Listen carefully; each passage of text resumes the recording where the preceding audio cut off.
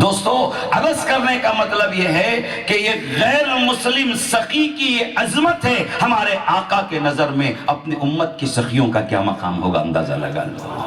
اپنے غلاموں کے اپنے غلام سخیوں کا کیا عالم ہوگا. اللہ کے نبی کے پاس کیسا اعزاز ہوگا, کیسا اکرام ہوگا, کیا احترام ہوگا. ابھی اعزاز کیا مولانا نے, مجھے بڑی شرمندگی ہو رہی تھی. کام وہ کرے, عزت ہم کو بخشے. بڑپن یہ تھا ہمارا کہ ہم ان کا اعزاز کرتے بڑے پیمانے پر, لیکن کام ہم نے قریب سے دیکھا ہی. آج دنگ ہو کر کے بیٹھے رہے ہم وہ دیکھ کر کے. جی, چونکہ بار بار ویسی چیزیں ہم کو دیکھنے نصیب نہیں آتی, کیسی چیزیں بھی دیکھنے نصیب نہیں آتی. آج دیکھا ہم نے بڑے شوق کے ساتھ اور پوری قوم کے سامنے ہمت کے ساتھ ہم نے دیکھا جو شعبے کھلے ہیں. جی, دل اتنا باغ باغ ہو گیا میرے دوستو. میرے پاس الفاظ نہیں ہیں مولانا کا کو سراہنے کے لیے. جی, کوئی الفاظ کی شکل میں نہیں میرے دوستو, یہ میرے دل کے جذبات ہیں. اللہ تعالیٰ آپ کو بہترین اجر عطا فرمائے. آپ اعزاز اور حوصلہ افزائی کا بھی کام کر رہے ہیں. یہ اعزاز و یہ اکرام اللہ میدان حشر میں بھی باس کو عطا کریں گے. حدیث میں آتا ہے 4 آدمیوں کو یہ موقع ملے گا میدان حشر میں. دنیا میں جس عمل پر وہ قائم تھے, اللہ ان کے اس مداومت کو دیکھ کر, ان کے خلوص کو دیکھ کر, ان کے عمل پیہم کو دیکھ کر, ان کے عزم راسخ کو دیکھ کر بڑی عجب شان کے ساتھ میدان حشر میں اٹھائے گا. حدیث میں آتا ہے 4 آدمیوں کو پروردگار بڑی عزت و اکرام کے ساتھ میدان حشر میں اٹھائیں گے. ایک شہید ہوگا, کچے خون اور کچے زخم کے ساتھ اٹھے گا, خون بہ رہا ہوگا. جس حالت میں وہ اللہ کے راستے میں شہید ہوا تھا اسی حالت میں اس کو کھڑا کیا جائے گا, لیکن سر گردن سے لگا ہوا ہوگا, باقی حصہ کٹا ہوا ہوگا. جس کا ہاتھ کٹا کٹ کر کے لٹکتا ہوگا, جس کا پیر کٹا کٹ کر کے لٹکتا ہوگا, کچے خون کے ساتھ ہوگا. آپ کہیں گے کہ اتنے بڑے میدان حشر میں کچے خون کے ساتھ یہ پرانا شہید اٹھے تو کیسی بدبو ہوگی. قسم خدا کی اللہ کے رسول نے فرمایا کچے خون کچے زخم کے ساتھ اللہ شہید کو میدان حشر میں اٹھائیں گے, لیکن اس کے خون سے کستوری کی خوشبو آ رہی ہوگی. اس کے خون سے کستوری کی خوشبو آ رہی ہوگی, مشک و عنبر کی خوشبو آ رہی ہوگی. دوسرا, اللہ محرم کو اٹھائیں گے جو احرام باندھا, ابھی اللہ کے گھر کے طواف سے پہلے اس کی موت واقع ہو گئی, احرام کی حالت میں مرا ہے. میدان حشر میں سب ننگے اٹھیں گے. یہ عاشق کعبہ احرام کی حالت میں جو مرا, اللہ اسے احرام کے ساتھ اٹھائیں گے. تیسری چیز, علم ہے تو یہ اعزاز کی توفیق ہے, یہ ارادے بھی ہوتے ہیں. ہم کو اللہ مقام دیا, مرتبہ دیا, متولی بنایا, صدر بنایا, سیکریٹری بنایا, پتہ نہیں کیا کیا بنایا, لیکن ہم کو صرف موذنوں کو ڈانٹنا آیا. میں بھی شہر کے پورے 19 مساجد کا سیکریٹری ہوں. جی, لیکن آج مولانا نے جو عمل کیا میرے دوستو, واقعی نقش قدم پر چلنے کو جی چاہتا ہے. آپ کو قائد ہم تسلیم کرتے ہیں بھرے مجمع میں. اللہ تعالیٰ وہ جذبات ہمارے اندر بھی زندہ کرے. تو حدیث میں ہے کہ شہید کچے خون کے ساتھ کستوری کی خوشبو سے اٹھے گا, محرم احرام کے ساتھ اٹھے گا. حدیث میں ہے کہ میدان حشر میں مؤذن جو اٹھے گا, اللہ اکبر اللہ اکبر اذان کے ساتھ اٹھے گا. یہ اعزاز ہے اسے, یہ اعزاز ہے اسے.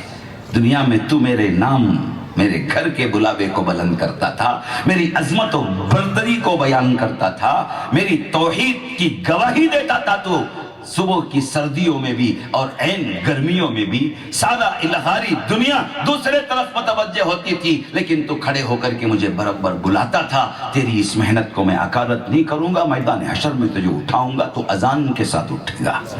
تیسرا میرے دوستو, دیکھیے وہ پوری جماعت اکثریت اس کے اندر ہے کہ فرمایا کہ چوتھا وہ ہے جو عاشق قرآن ہے، تالی قرآن ہے، حافظ قرآن ہے، شب و روز قرآن کریم کی تلاوت ہے اور اس کا دل لگا ہوا ہے قرآن کریم سے۔ بزرگوں، اللہ تعالیٰ میدان حشر میں ویسے عاشق قرآن کو قرآن کی تلاوت کرتے ہوئے اٹھائیں گے۔ اللہ تعالیٰ ہم سب کو، ہمارے طلباء کو، ہمارے رفقاء کو، ہمارے ساتھیوں کو دن رات قرآن کریم کی تلاوت کی اللہ تعالیٰ توفیق عطا فرمائے۔ تو بزرگان محترم، یہ وہ مبارک کام ہے، ہر ایک کے ساتھ ہمدردی نبی پاک صلی اللہ علیہ وسلم کی سیرت کا خاصہ ہے، آپ کا عمل ہے، جسے دیکھ کر کے ہی سائے انسان عاجز ہوئے تھے۔ آج جو کام اللہ کے نبی غیروں سے کیے، آج ہم اپنے قریبی رشتہ داروں سے کرتے ہوئے کتراتے ہیں۔ پھر ہم اللہ کی رحمت کے مددگار، امیدوار بنے بیٹھے ہیں کہ ہمارے گھروں میں وہ سکینہ نازل ہو جائے، وہ سکون نازل ہو جائے۔ ایک واقعہ یاد آیا،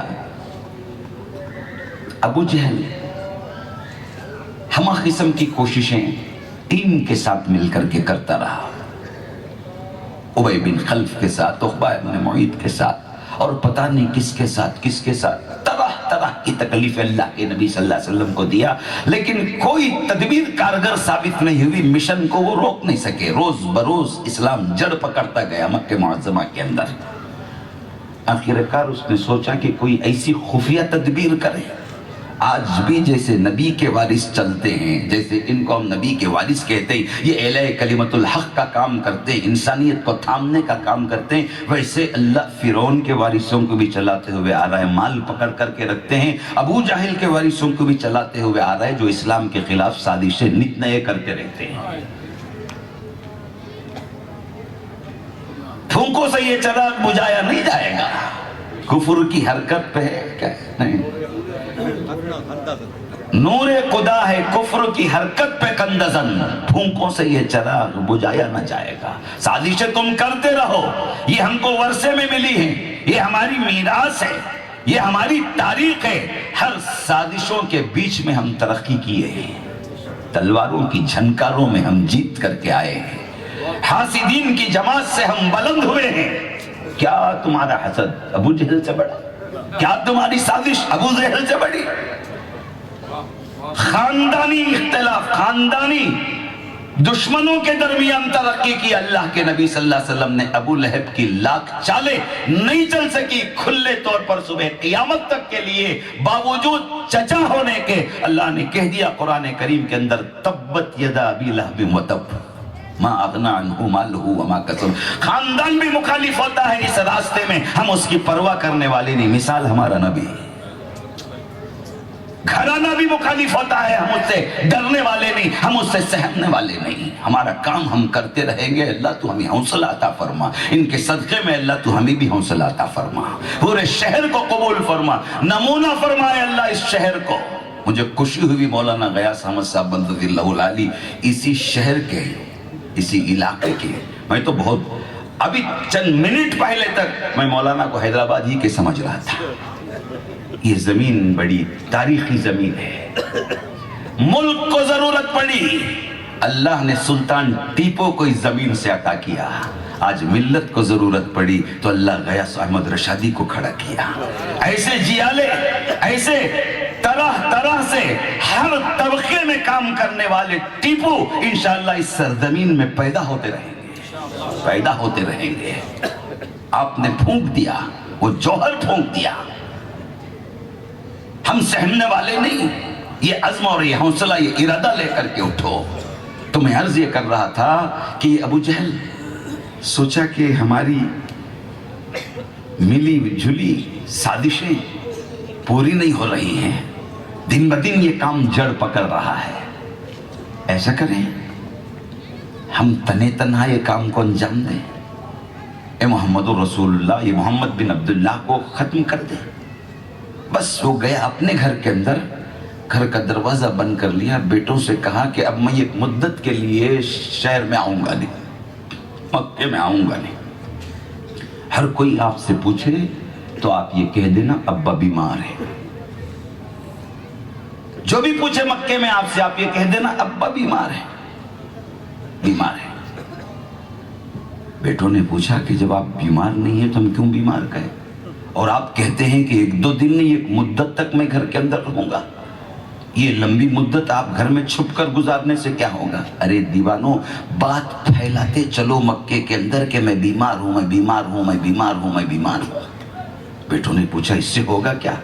अरे इससे ये होगा कि जहां रोज़ाए कुरैश मेरी इयादत के लिए आएंगे, हमें उम्मीद है बावजूद हम उनके दुश्मन और मुखालिफ हैं मोहम्मद बिन अब्दुल्लाह के, लेकिन उनको अपने बिरादर वतन की मोहब्बत से हमको पूरा पूरा अंदाजा है कि वो हमारी इयादत के लिए हमारे घर आएंगे।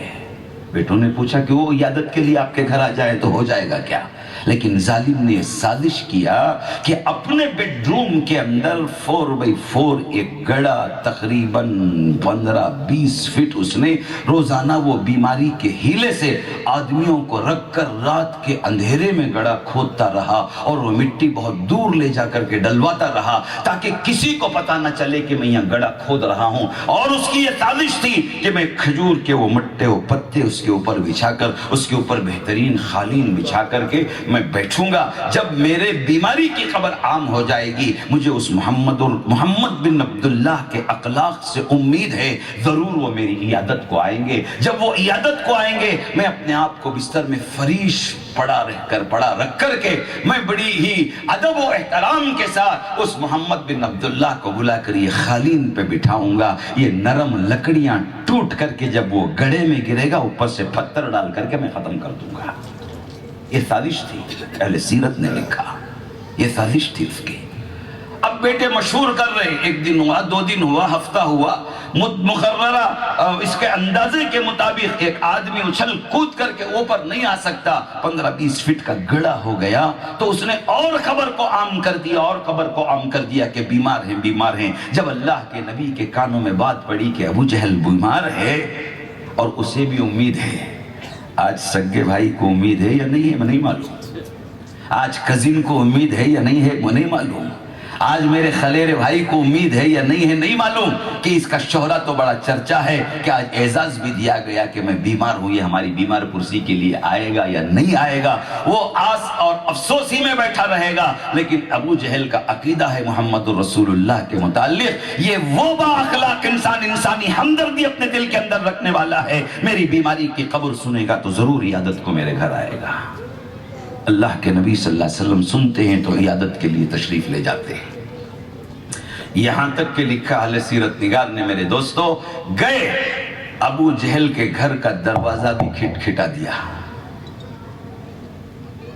उसके बेटे देखे जाकर अब्बा को कहने लगे कि अब्बा तुम्हारी काहिश के मुताबिक या तुम्हारी साजिश के मुताबिक वो मोहम्मद बिन अब्दुल्ला घर पे आए हैं, दस्तक भी दे दिया, जिब्रील अमीन तशरीफ लाए। ए अल्लाह के रसूल, कैसे नालायक की इयादत के लिए आए हो? वो बीमार नहीं है, आपको गड़े में डालकर दबाने के लिए साजिश किया है। अल्लाह के नबी सल्लल्लाहु अलैहि वसल्लम के दिल पर असर हुआ। ये अल्लाह अल्लाह ये कहता हूं, लोग मेरी ऐसी दुश्मनी करते हैं, आप वापस हो गए, अंदर घुसे बगैर।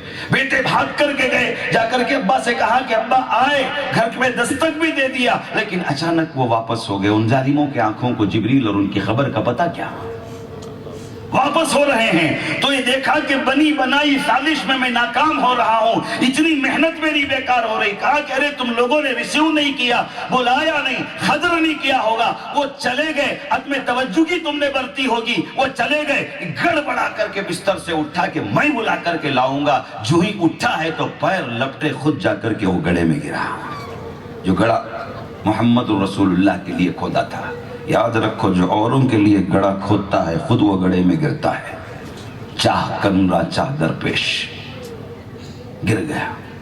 बेटे देखे बाप गिर गया।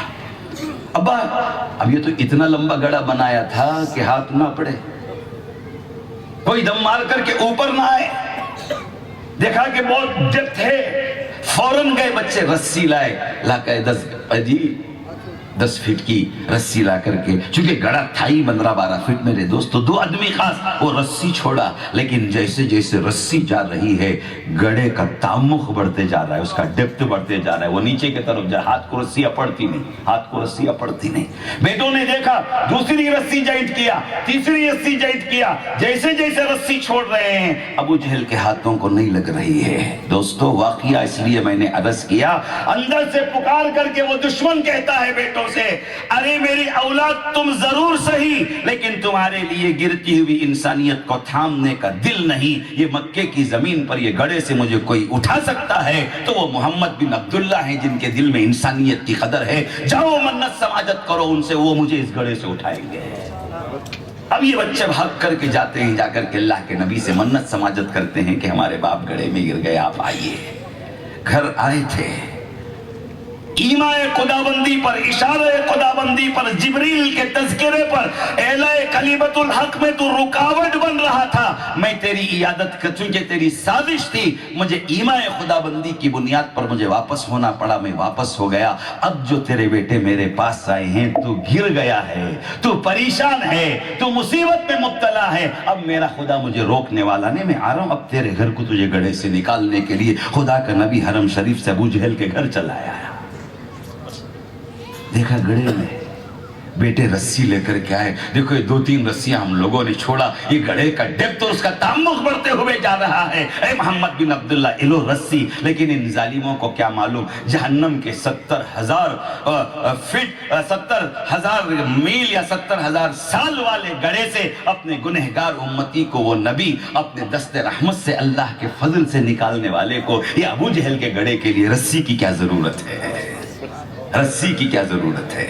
اللہ کے نبی نے دیکھا، ابو جہل کہا کہ مجھے معاف فرما دیں، آپ واقعی سچے نبی ہیں، اس گڑھے سے آپ مجھے نکال لیں، میں آپ پر ایمان لے آؤں گا۔ اللہ کے نبی صلی اللہ علیہ وسلم نے اپنے دست مبارک کو اس کی طرف یوں کیا، دشمنوں کی رسی سے جس گڑھے کا ڈیپتھ بڑھ رہا تھا، جس کا تعمق بڑھ رہا تھا، خدا کے نبی کا ہاتھ، یہ محبت بڑا ہاتھ کس کے لیے؟ ایک کافر کے لیے، ایک مشرک کے لیے، ایک ازلی دشمن کے لیے، جان کے پیچھے پڑے رہنے والے کے لیے۔ آج یہ ہاتھ بھائی کو بھائی کے لیے بڑھنے کے لیے تیار نہیں، یہ ہاتھ بہن کے لیے بڑھنے کے لیے تیار نہیں، یہ ہاتھ پڑوس کے لیے بڑھنے کے لیے تیار نہیں، یہ ہاتھ برادر وطن کے لیے بڑھنے کے لیے تیار نہیں۔ نبی ہاتھ بڑھا کر کے بتاتا ہے، میرے جان کا دشمن صحیح، لیکن تو مصیبت میں ہے، تجھے کام آنا، یہ میرے اللہ کے طرف سے عطا کردہ یہ میرے اخلاق ہیں، نبی ہونے کی یہ میری ذمہ داری ہے کہ تجھے گڑھے میں سڑتا دیکھنا میں پسند نہیں کرتا۔ اللہ کے نبی نے اپنے دست مبارک کو یوں کیا،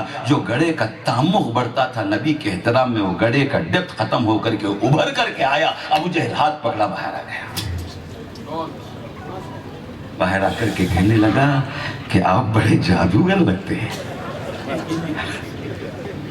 یہ چال باز ہیں، یہ لوگ آج بھی ہیں ان کے وارث، عربوں سے ملاقات ہو تو ان کے گفتگو کا انداز الگ، ہمارے ممالک کا دورہ کرے تو ان کے گفتگو کا انداز الگ، ہمارے ممالک کے سفراء سے ملے تو ان کے گفتگو کا انداز الگ، پھر اپنے رفقا سے، اپنے ہمجولیوں سے ملے تو پھر ان کی سازشیں، ان کی سوچ، ان کے فکر، ان کے عمل الگ۔ سازش تم بھی کرتے ہو، ہم سازشوں کے تلے ترقی کرنے والے ہم ہیں، آپ کی سازشیں ہم کو حوصلہ عطا کرتے ہیں۔ تو دوستو عرض کرنے کا مطلب یہ ہے کہ یہ وہ دین ہے، یہ وہ نبی ہیں، اس کا درس۔ دوستو نماز کا حکم ابھی بہت تفصیل میں جاننا نہیں چاہتا میں، من قال لا الہ الا اللہ تفلحو کے نعرے کے بعد اللہ کے نبی صلی اللہ علیہ وسلم نماز کا حکم بہت دیر سے، جی زکوٰۃ کا حکم بہت دیر سے، آپ پڑھیں اٹھا کر کے ان چیزوں کو پتہ چلے گا، لیکن شروع دن سے اللہ کے نبی صلی اللہ علیہ وسلم پاکیزہ اخلاق کی تعلیم، انسانی ہمدردی کی تعلیم، بھائی چارگی کی تعلیم، خیر سگالی کی تعلیم۔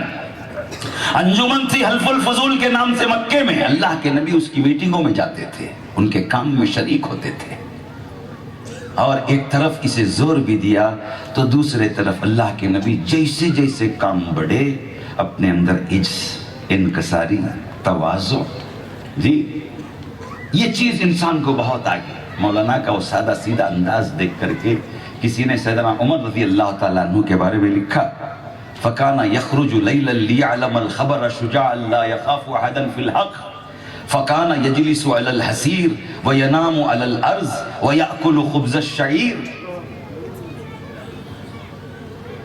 کچھ بھی نہیں، کچھ دو چار بول لیتے ہیں، واسکوٹ بھی ہے، لمبا جبہ بھی ہے، اونچی ٹوپی بھی ہے، کروڑوں کا کام گرتوں کو تھامنے کا کرتے ہیں۔ وہی انداز جو آج سے 15 سال پہلے ہم نے دیکھا، وہی سادہ سیدھا لباس، کوئی ترے امتیاز نہیں اپنے ساتھ۔